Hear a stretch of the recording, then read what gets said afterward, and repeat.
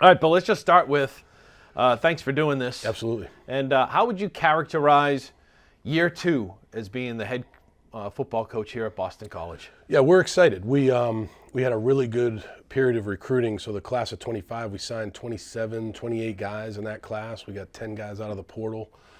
Feel really good. These guys are working out. They started winter workouts a month ago when they got back for class for second semester. Guys are working hard. Our strength and conditioning staff, led by Craig Fitzgerald, they're doing a great job. There's a lot of excitement. You know, we have to go out there and do it, but right now I feel really good about where we are relative to February. You know, What excites you about the 2025 schedule? I'm very excited about the home schedule. Now, look, we can't look past. You know, we open with Fordham here, and obviously our focus is on Fordham. But you know, to look at that schedule and know that, you know, you've got Clemson coming in, SMU coming in, you got Notre Dame coming in. I think that's great for BC. That's great for BC fans. That's great for the city of Boston.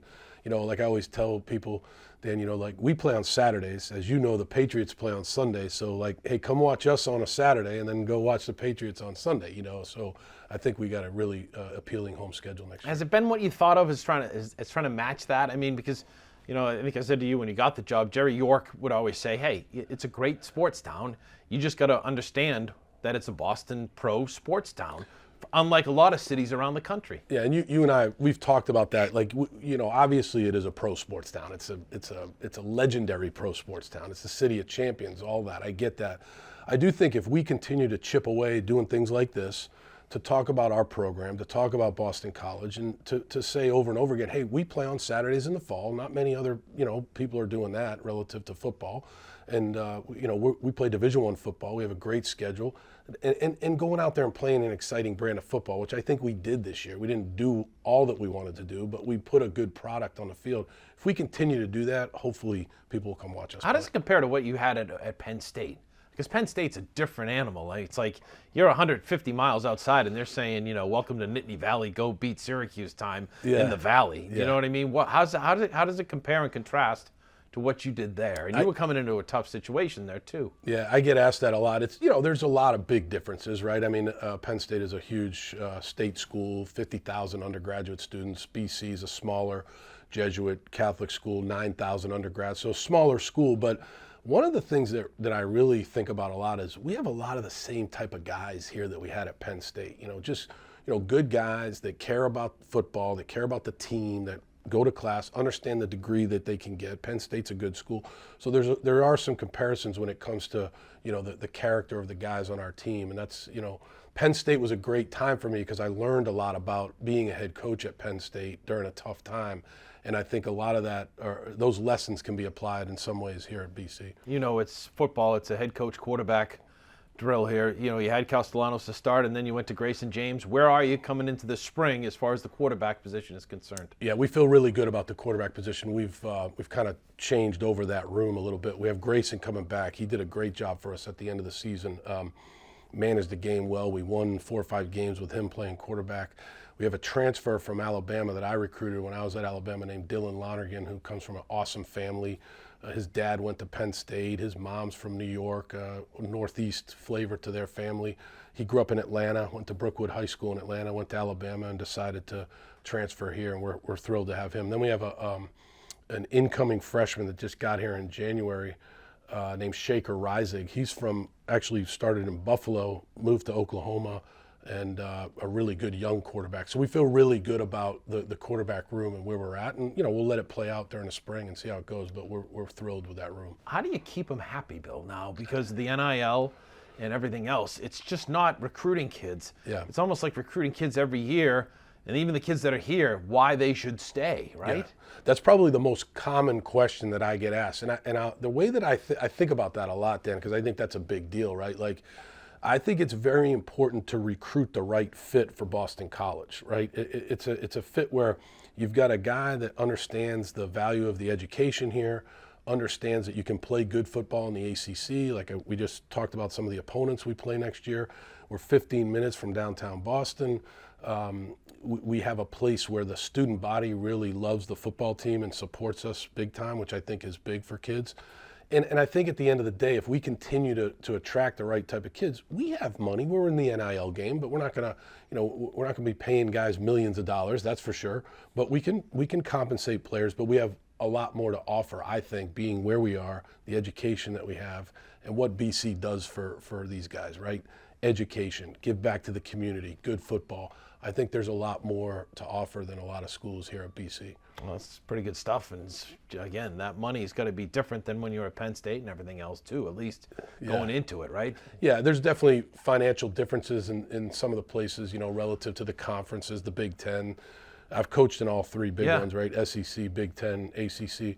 There's some differences, but I think at the same time, not to get into the details of it, if we showed you, hey, here's how we pay our team, you'd probably say, well, that's pretty good. If I was in college and I was making that type of money, I'd be all right. So I think, again, here's a guy that comes to visit us and says, hey, I can make a little bit of money. I can get a world-renowned degree. I can come to a place that, helps me become a more well-rounded person, football, in the community, education. I think that's what we're trying to look for. And we so far, I think we're doing a decent job of that. And I would think you're the kind of guy that looks him in the eye and say, this is where you're at. Right? Yeah. That's going to be a big part of it too. It is. You have to be who you are, right? Yeah. So, I think being, honest with them and telling them, hey, here's how it's going to be. Here's the role you're going to play on the team, and then, here's the degree that you can get. Here's what you can study if you're interested in business or you're interested in philosophy or you're interested in biology. We have it all here. And then, here's what we do in the community. That's a big thing. I've never been around a team that participates more in the community than this team does. Our guys do a lot. So I think that's an attractive thing to a lot of kids. What do the kids ask you? The kids ask me a lot of questions. What do the parents ask you too? Yeah, the kids probably mostly about the guys that I've coached. Right, I've been very fortunate, as you know, to be around some of the best guys there. What's Brady like? Yeah, what was it like coaching Brady? What's Gronk like? Randy Moss. I just been. You could list. I had a left tackle in here that really understood. He was only 17 years old, but he knew, he was from Boston. He knew the history of the Patriots. So Matt Light, Nate Solder, Dan Copen, who played here. So I get asked a lot of questions about who I've coached. Parents really, I believe, if you're on the right guy, that parents really enjoy talking about BC and what BC can do. And they want to go out, and if they're not from here, they want to see Boston. They want to stay overnight in Boston and experience that. They want to tour the campus. We have a beautiful campus here.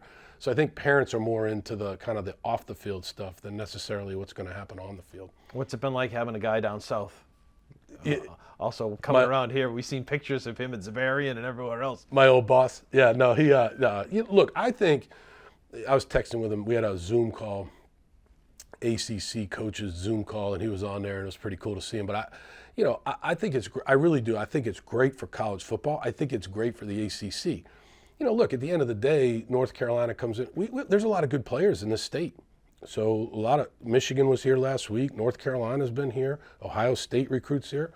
Penn State obviously comes here. So, we have to battle. We have to do a good job of selling who we are. And I think it doesn't matter who it is. We've got to sell who we are at Boston College. We see Ron Rivera's coming back to coach at Cal. Yeah. A lot of the head coaches in the NFL are coming, back into college. Yeah. You see that as maybe part of the NIL, because it seems to me like you can recruit a kid at a big time school and say, I've been in the NFL. If you want to get to the NFL, this is how you can do it. Yeah, there's no doubt about that. And they run like NFL teams now, That's right. We have a major selling point here that we have about 86 years of NFL experience on this staff. We just had Doug Marrone. He just got hired at the Patriots, but Rob Chudzinski, Bear Najarian, Matt Applebaum. We have a lot of guys on this staff, Tim Lewis, that coached in the NFL. And so there's definitely that.